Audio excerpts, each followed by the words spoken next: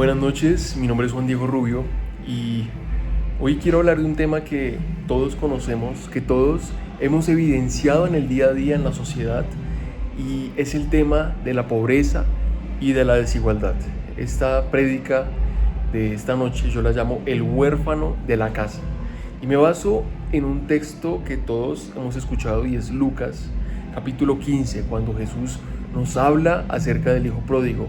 Pero quiero centrarme en los versículos del 29 al 31, donde encontramos algo muy poderoso, muy revelador.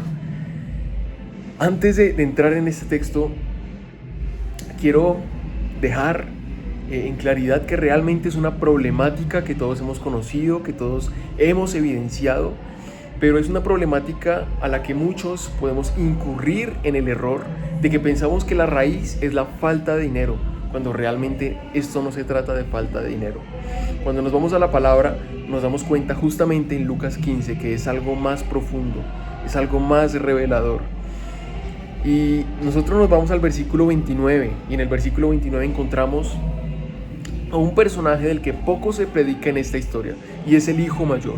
Normalmente se predica del hijo pródigo, pero cuando aquí habla el hijo mayor, dice: he aquí tantos años te sirvo, y no habiéndote desobedecido jamás.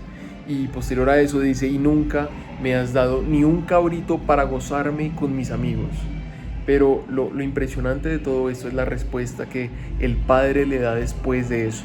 Y el padre le dice: hijo, tú siempre estás conmigo y todas mis cosas son tuyas. Aquí nos damos cuenta que esto realmente fue un problema de identidad. Esto radica en un problema de no saber que el hijo era hijo. Y cuando nos damos cuenta de esto, vemos que el hijo se desconecta del diseño del padre, se desconecta del padre, y cuando esto pasa, se desconecta del diseño original, Nosotros vemos en Lucas 15 que el hijo mayor tenía casa, pero el problema justamente era la mentalidad del hijo mayor, porque el hijo mayor no pensaba como el hijo que era, sino como un jornalero. Y esto nos muestra que puede tener acceso a las posesiones del padre y aún así vivir sin la revelación del hijo. Todo esto empieza por una razón, y nosotros nos vamos entonces inevitablemente al Génesis, buscando cómo fue que se rompió primeramente esta identidad, cómo fue que se distorsionó, y nos encontramos que la serpiente le dice al hombre: seréis como Dios, seréis como Dios. Y esta frase justamente nos habla de cómo la serpiente pretendía una pérdida de identidad, porque el hombre no era Dios, pero era la promesa de la serpiente, era la palabra de la serpiente. Y entonces esa serpiente procuraba definir la vida fuera del diseño de Dios, y ese fue el problema, porque el resultado de todo fue una vida con una identidad quebrantada, en vergüenza, en miedo y en ocultamiento. Nosotros vemos, hermenéuticamente hablando, que conocer el bien y el mal es muy profundo, porque no habla solamente de conocer qué está bien y qué está mal, porque Dios ya le había dicho al hombre que no comiera del árbol, entonces ya tenía una concepción de lo malo y de lo bueno. Entonces no se trataba de eso. Cuando nos damos cuenta en la Biblia, utiliza la misma palabra conocer para la que usó cuando Adán conoce a Eva, cuando Adán tiene intimidad con Eva. Y eso es muy profundo, porque nos habla de cómo el hombre realmente lo que hace cuando conoce el bien y el mal es experimentar el bien y el mal. Y ahí está lo poderoso y lo profundo de esto. Pero aparte de que la caída distorsiona nuestra identidad, entendemos que Cristo vino a restaurar esa identidad, esa filiación con el Padre. Y cuando leemos al apóstol Pablo en Gálatas 4, entendemos que Dios envía al Hijo para redimirnos, para adoptarnos como hijos. Porque en este capítulo entendemos que ya no somos esclavos, entendemos que ahora somos hijos. Y porque somos hijos, entonces somos herederos. Cuando nosotros nos damos cuenta de esto, realmente vemos que ya no vivimos, gracias a Cristo, desde la carencia, sino desde la pertenencia.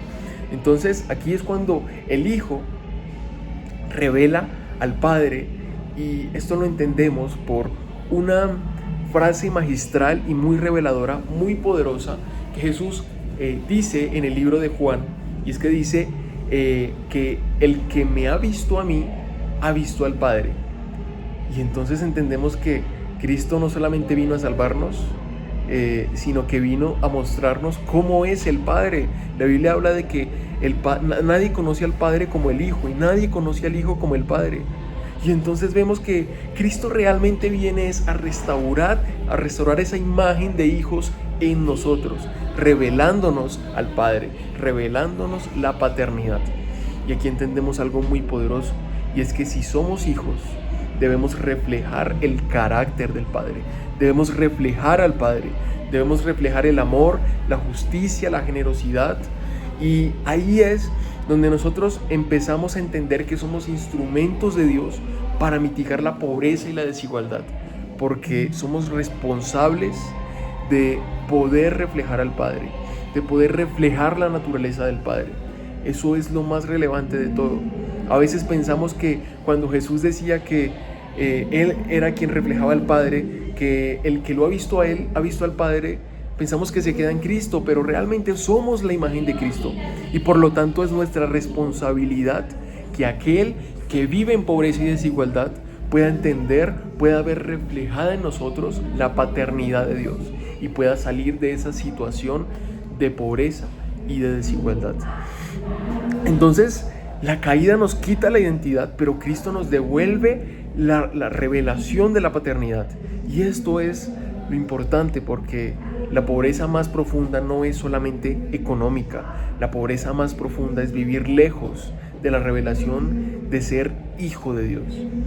Cuando Cristo, o cuando un hijo vuelve a reflejar al Padre, también comienza a transformar su entorno, reflejando la paternidad de Dios a los demás en su nación y en su sociedad.